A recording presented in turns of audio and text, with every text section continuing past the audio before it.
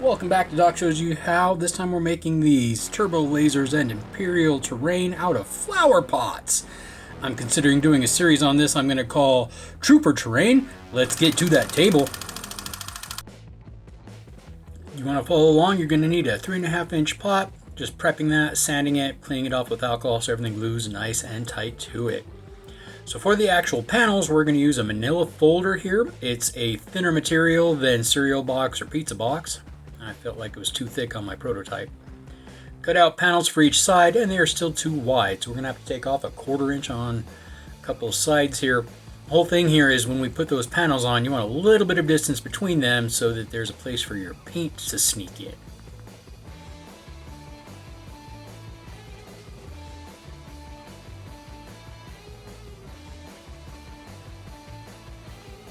Now, doing research on this project, I come to find out that the panels are in 3 predominant sections on each side there.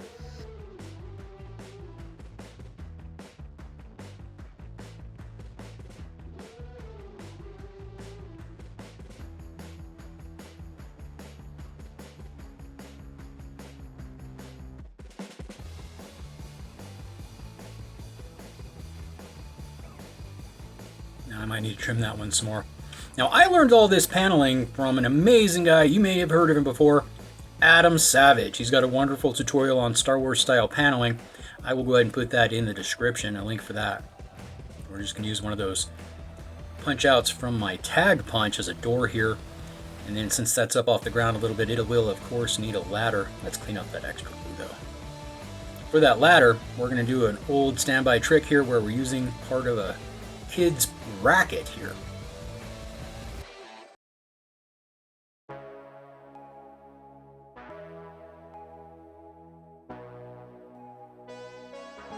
Now here I'm switching from super glue to PA glue or Elmer's glue. And the reason I do that is it gives you a little bit of flexibility as far as placing that. You can put it down and move it around a little bit until you're happy.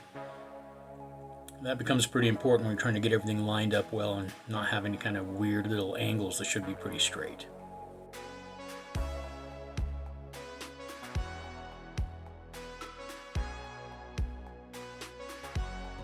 Now, if you've come by here before, you're going to know that I love using these punches, so I made a bunch of these ahead of time. We're going to move on to my secondary layer of detailing. Just kind of give it a little bit more for your paint to grab, make these things a little bit more interesting on your table, and just a little bit more of that visual language of our favorite sci-fi, Star Wars. Other details I added and didn't film would be flat thumbtacks and parts of zip ties. Alright, here I'm using a leftover piece from a previous build, that Avatar Mobile Lab. We're just going to cut the threading and the cap piece off here. So this is what's going to give us that moving function on the turret here. So let's just go ahead and get that pinned down real quick with some super glue. Yep, lid fits nice and tight. Now we need to work on the housing for the rest of the piece here. We're going to use a smaller pot for the housing around the turbo laser. We're going to need a platform for that to glue to that lid. Just going to knock that out of some foam core here.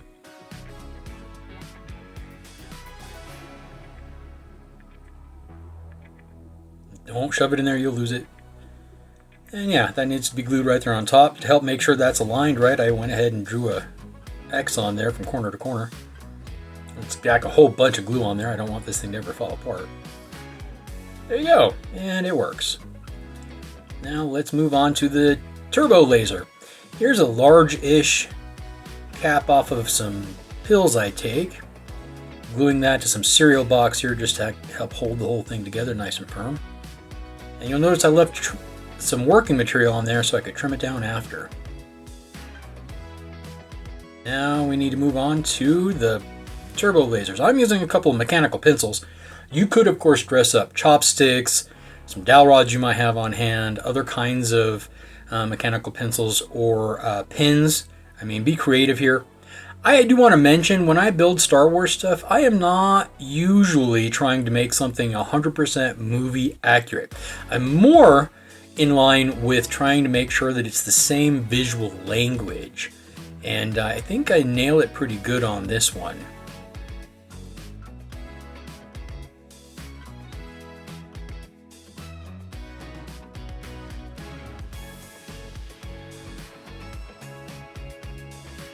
So I drilled those holes in here, and they're a little cockeyed here. So we just trim that up so that they come out of that at a more straight angle. Now, I was in a bit of a rush to get this video done here, so you're going to notice that even though they come straight out of that housing, they are not exactly lined up. One's a little higher on that arc than the other. Not that I think it matters too much.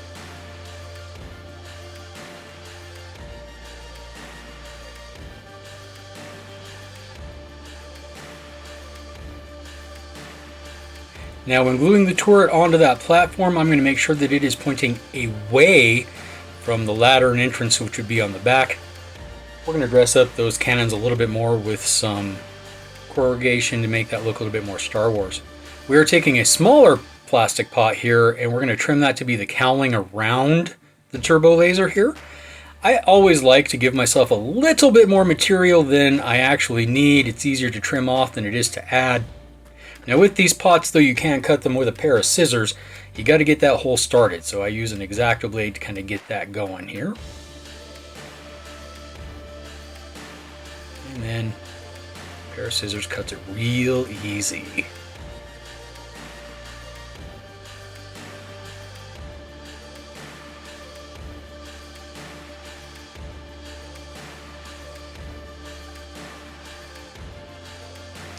So we're going to take the corners off of another pot and trim those down to finish up that housing.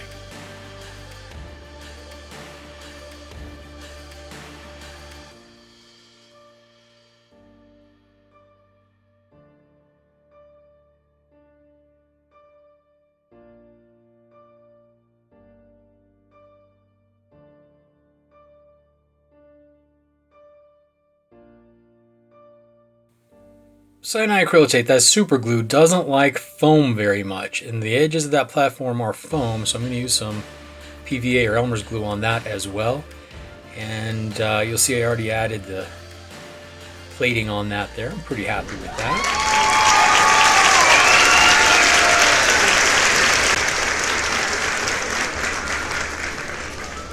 And I think some inside detail, just because you can see it.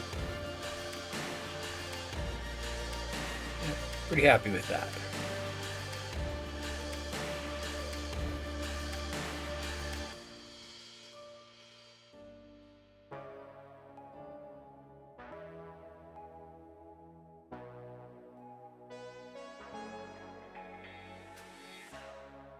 Now I went ahead and built a bunch of pieces here, and you'll see like some modularity. Now that's the most expensive pot I have here. It's a thicker, more durable plastic, but look at this. All stacked up, you can get that to be a pretty big tower. So let's move on to another piece here. So there's another one of those 3.5-inch pots. This time we're going to just trim that collar piece off around the bottom here. You don't really need me to explain every step of this. I am actually showing you here.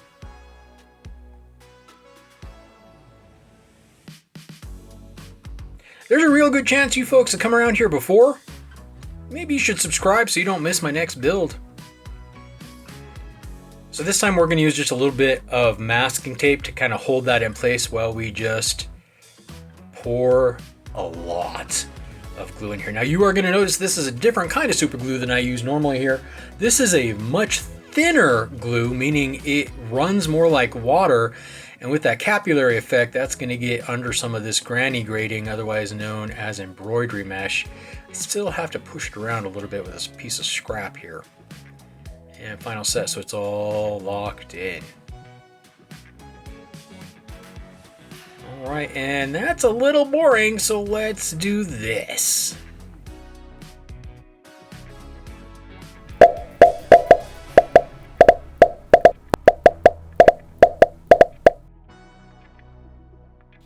I would estimate all of what you see made in this particular video you could recreate for probably less than $10. If you spent as much as $50 on a project like this, you would have an incredible amount of Imperial terrain. I worked a little bit too long on figuring out how to do some sort of safety railings, and that's when my wife points out that this is Star Wars, there's no safety railings. And then my buddy Lucky said, oh no, there are railings, and here's some pictures to prove that. But we're going to go ahead and knock in some corners first here. Just more of those shapes punched out with a couple of my tools. I will again point out that every one of these shapes that I've been using, that I've been punching out with a tool, can of course be cut out by hand. It just takes a little bit more effort. I suggest those punches, go ahead and pick some of those up.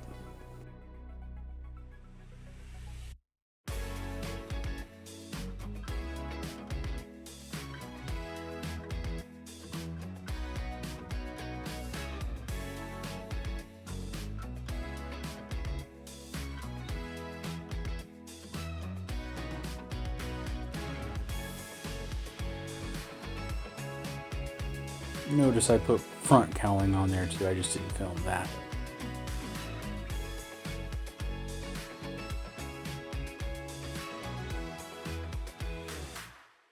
If you'd like to see a more detailed video on painting tricks for weathering, I will add a link to one I have.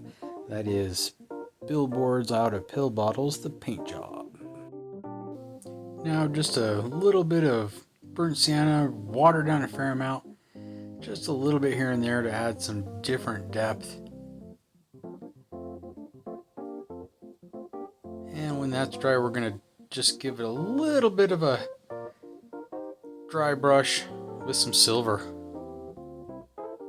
So rather than just rely on that antiquing and washing, I'm going to take a fine tip marker and just outline these panels to really make them pop.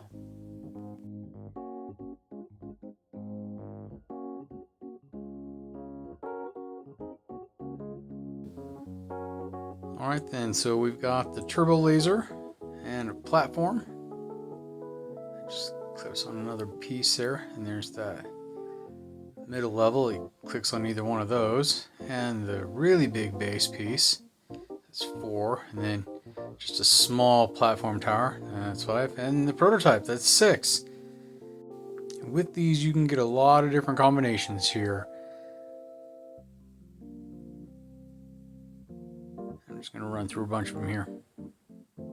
Show you how versatile that is. Now, as I was working on this, it dawned on me that I could do more or less the same thing and build a rebel gun tower inspired from Empire Strikes Back. So if you want to see that, comment below.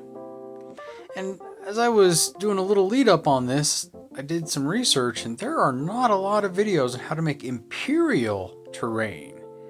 So I'm thinking about doing a short little series on that and having a playlist for what I'm going to call Trooper Terrain. If this is something you'd be interested in, go ahead and subscribe, comment below, all that happy stuff.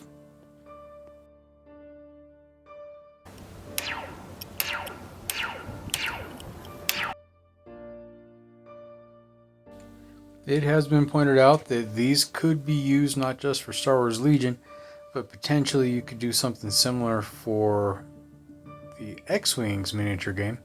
And of course, you could scale this up a little bit and do something for your 3 3/4 size and maybe even 6-inch figures. Hey folks, I know you hear us say it all the time here on YouTube, but go ahead and subscribe. That stuff matters. Platform keeps changing. Let's get to those glamour shots.